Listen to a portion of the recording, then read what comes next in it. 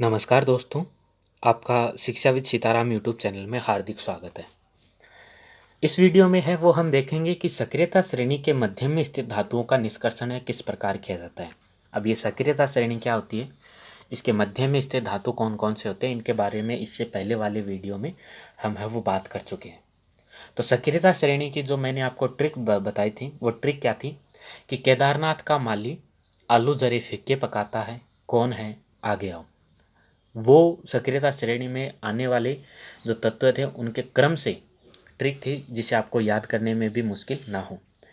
मैं वापस एक बार रिपीट कर देता हूँ कि केदारनाथ का माली आलू जरे फीके पकाता है, कौन है, आगे आओ। तो इसमें जो मध्य में आने वाले धातु है ना, उन धातुओं का निष्कर्षण किस प्रकार किया जाता है वो हम इसके अंदर देखेंगे। तो चलिए देखते हैं। सक्रियता श्रेणी के मध्य में स्थित धातु जैसे आयरन है, यानी लोहा है, जिंक है, लेड है, कॉपर की अभिक्रियाशीलता मध्यम होती है, यानी इनकी जो अभिक्रियाशीलता यानी क्रिया करने की जो क्षमता होती है वो बीच की होती है। प्रकृति में यह प्राय सल्फाइड या कार्बोनेट के रूप में पाए जाते हैं, यानी ये संयुक्त अवस्था में पाए जाते हैं और संयुक्त अवस्था में या तो सल्फाइड या कार्बोनेट के रूप में मौजूद होते हैं।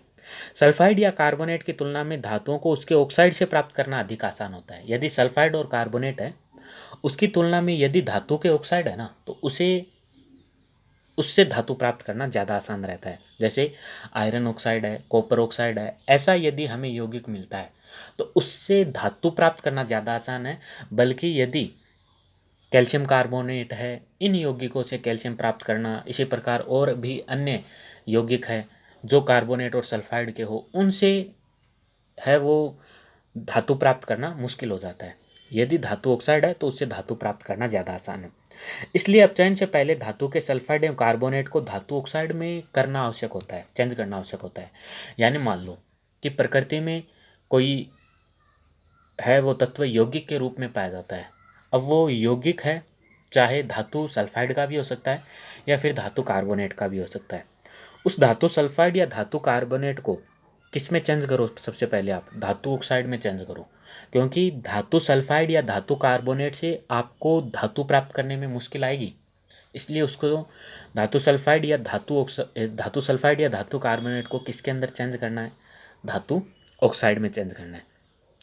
सल्फाइड आयस्क को वायु की उपस्थिति में अधिक ताप पर गर्म करने पर यह ऑक्साइड में परिवर्तित हो जाएगा। इसको आप वो अंडरलाइन करिएगा कि सल्फाइड आयस्क है उसको वायु की उपस्थिति में अधिक तापमान पर, जो सल्फाइड आयस्क है वायु की उपस्थिति होना चाहिए और टेम्परेचर ज़्यादा होना चाहिए, उस पर यदि सल्फाइड आयस्क को गर्म करेंगे तो वो धातु ऑक्साइड में चेंज हो जाएगा।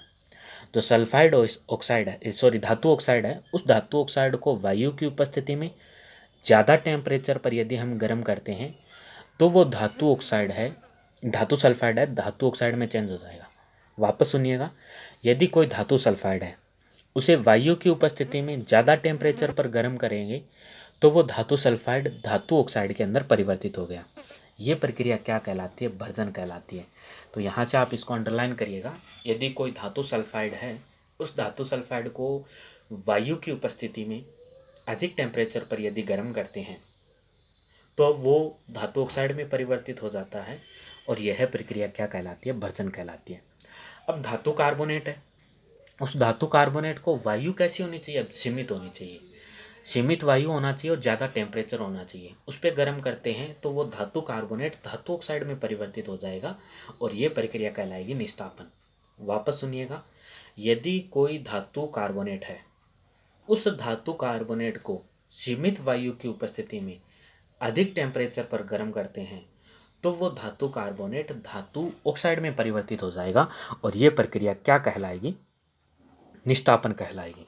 तो आप निस्तापन है वो, इसको, ये तो रहा सल्फाइड, इसको अंडरलाइन करिएगा, याद करिएगा सल्फाइड क्या है, और यहाँ से वो है निस्तापन।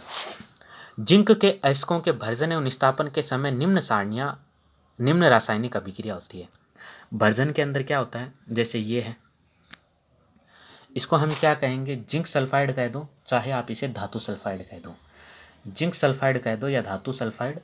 ये क्या करेगा, ये जो वायु यानी ऑक्सीजन की उपस्थिति में आप इसे गर्म करोगे गर्म करोगे तो ये किस में बन रहा है, जिंक ऑक्साइड, यानी ये धातु ऑक्साइड में चेंज हो रहा है। जो डेफिनेशन अगर आपने समझ ली ना तो ये कुछ नहीं है, ये फिर है ना, ये समीकरण कुछ नहीं है।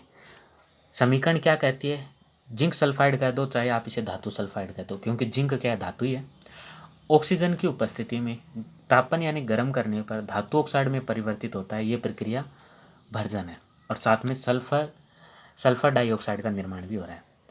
निस्तापन क्या है, निस्तापन है कार्बोनेट है, धातु कार्बोनेट है। सीमित वायु होना चाहिए, अधिक टेम्परेचर पर आप उसे गर्म करोगे तो धातु ऑक्साइड का निर्माण होगा यानी जिंक ऑक्साइड, और साथ में इसमें अलग हो रहा है वो कार्बन डाइऑक्साइड है, अलग हो रही है। तो ये प्रक्रिया है वो निस्तापन है। ये जो इसके अंदर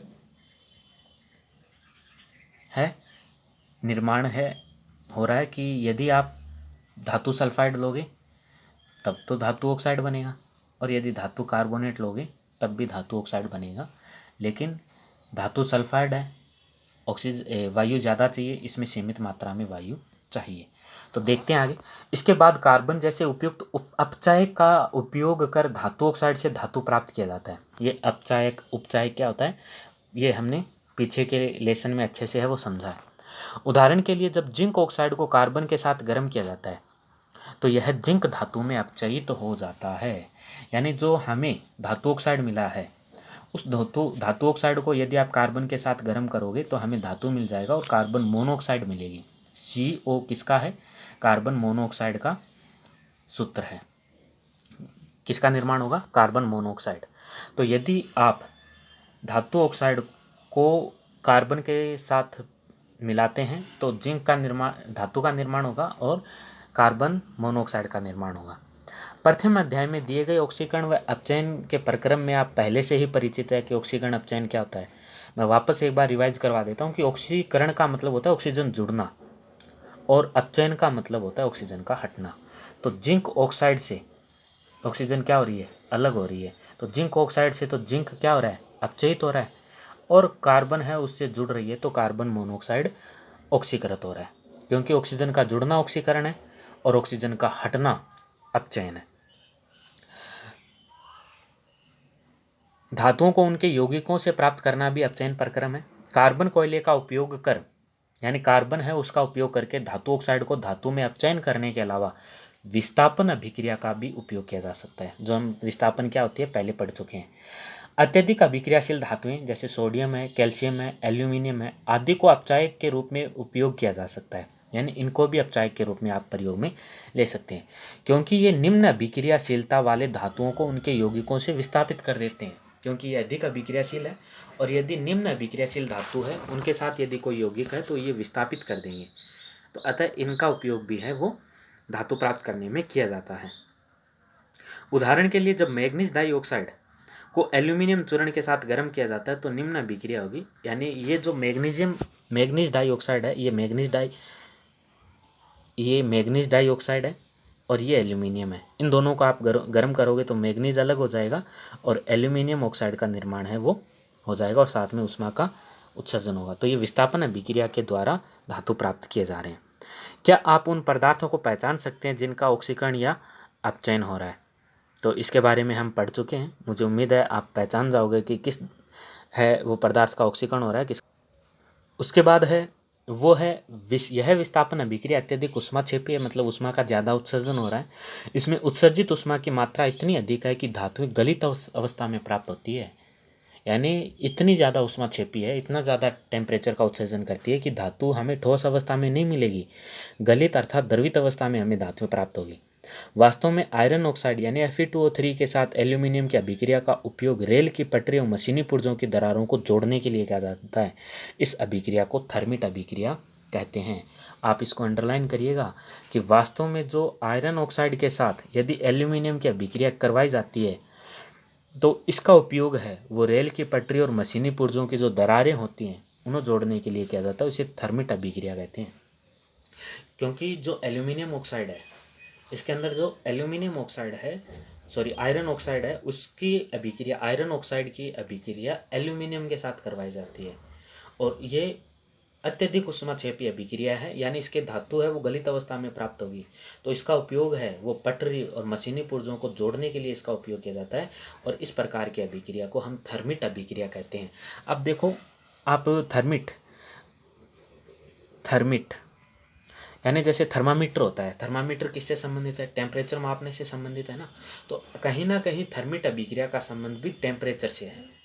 तो यदि आयरन ऑक्साइड और एल्यूमिनियम की अभिक्रिया साथ में करवाते हैं तो टेम्परेचर इतना ज़्यादा हो जाता है, उस इतने ज़्यादा ऊष्मा का उत्सर्जन होता है कि जो धातु है वो गलित अवस्था में मिलेगी। और इसका उपयोग है वो किसके लिए किया जाता है? पटरी और मशीनी जो पुर्जे होते हैं उनके मध्य में जो दरारें होती हैं उन्हें भरने के लिए इसका उपयोग किया जाता है, और इस प्रकार की अभिक्रिया थर्मिट कहलाती है। आप इस शब्द को तोड़िएगा, थर्मिट।